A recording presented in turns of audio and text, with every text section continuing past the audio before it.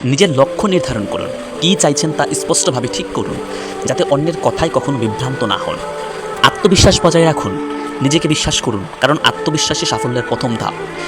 নেতিবাচক মন্তব্য এড়িয়ে চলুন, মানুষ যাই বলুক, যদি আপনার লক্ষ্য সঠিক হয়, যদি আপনি সৎ হন, তাহলে পিছপা হবেন না কখনো।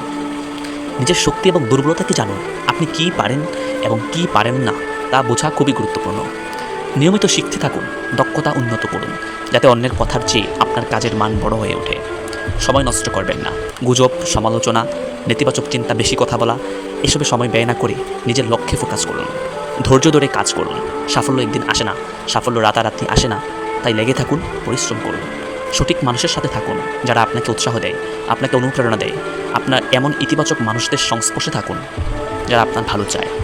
নিজের কাজের ফলাফলে মনোযোগ দিন, অন্যরা কী বলল তা নয়, বরং আপনার অর্জন, আপনার ইমপ্রুভমেন্টে ফোকাস করুন। সফল হওয়ার পর উত্তর দিন, যখন সফল হবেন তখন আপনার সাফল্যই সব প্রশ্নের জবাব দিয়ে দেবে ইনশাআল্লাহ।